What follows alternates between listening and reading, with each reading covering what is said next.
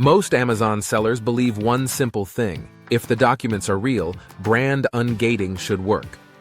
They think, I bought from a real supplier. The invoice is legitimate. Everything is clean. So why would Amazon reject it? And when ungating fails, the conclusion is usually the same. Amazon is unfair, or they didn't even look at my documents. But here's the uncomfortable truth. Brand ungating often fails not because documents are fake, but because Amazon isn't trying to verify documents the way sellers think. Let's break this down properly. First, how sellers usually approach brand ungating. The common logic looks like this. Amazon wants proof of purchase. I provide an invoice. The supplier is real. The quantities are correct. Therefore, approval should be automatic. So sellers focus almost entirely on documents. They chase invoices. They improve formatting. They rebuild PDFs. They add addresses, phone numbers, websites. They try again and again and again. And when it still fails, confusion turns into frustration. But Amazon is not asking one question. Amazon is asking a very different set of questions. Amazon is not asking, is this invoice real? Amazon is asking, does this supply chain reduce risk for our marketplace? That difference changes everything. Brand ungating is not a document validation process. It's a risk approval process. Documents are only one small input. Amazon evaluates brand requests the same way it evaluates seller risk, product risk, and customer harm risk. And here's where most sellers miss the point. A document can be real and still represent unacceptable risk. Let's look at why. First reason. Supplier legitimacy does not equal supplier acceptability. A company can legally exist. It can sell real products. It can issue real invoices. But Amazon may still classify that supplier as low transparency, poor traceability, or weak brand relationship. Amazon doesn't need to explain this. They don't need to justify it. They only need to decide that this supplier does not reduce risk enough. From Amazon's perspective, a real supplier is not the same as an approved supply source. Second reason, brand control matters more than invoice accuracy. For many brands, Amazon expects a very specific distribution model.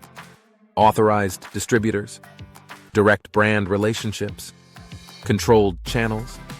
If your documents show a supply path that sits outside that model, Amazon may reject the request even if everything is real. Not because it's fake, but because it doesn't align with how the brand protects itself on Amazon. This is why sellers say, but I bought the product legally. Amazon doesn't care about legality. Amazon cares about brand enforcement and platform stability. Third reason, invoice acceptance is not the same as brand approval. This is one of the most dangerous misunderstandings. An invoice can meet formatting requirements and still fail ungating. Why? Because invoice acceptance answers only one question. Does this document look like a legitimate commercial invoice? Brand ungating answers a completely different question. Does approving this seller lower or increase brand-related risk? You can pass the first check and still fail the second. Many sellers assume one guarantees the other. It does not.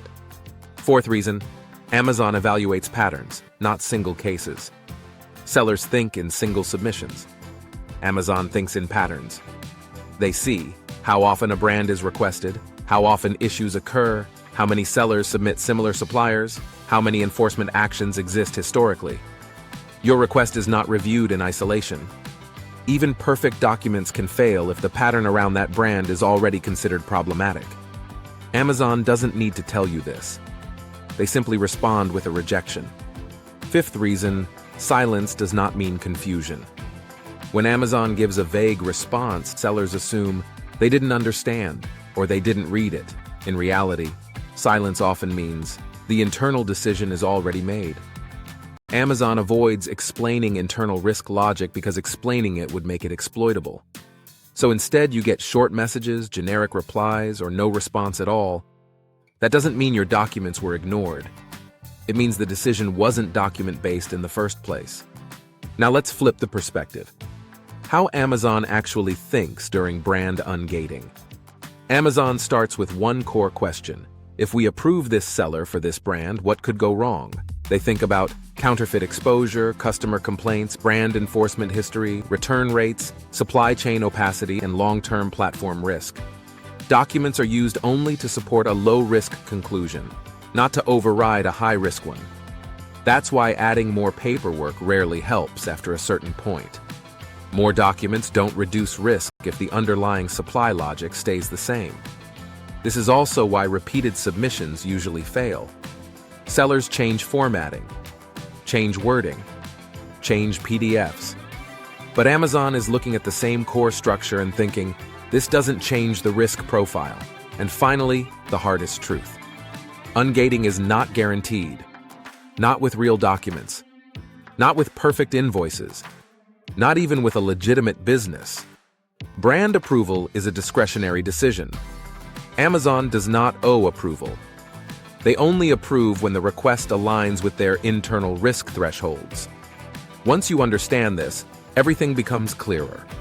Ungating is not about proving honesty. It's about aligning with Amazon's risk logic. If that alignment isn't there, documents alone won't fix it. And this is exactly why so many sellers get stuck, doing everything right, but solving the wrong problem. Understanding how Amazon thinks is more important than perfect paperwork. And until sellers stop treating ungating as a document checklist, these rejections will keep happening, even with real, clean, legitimate documents.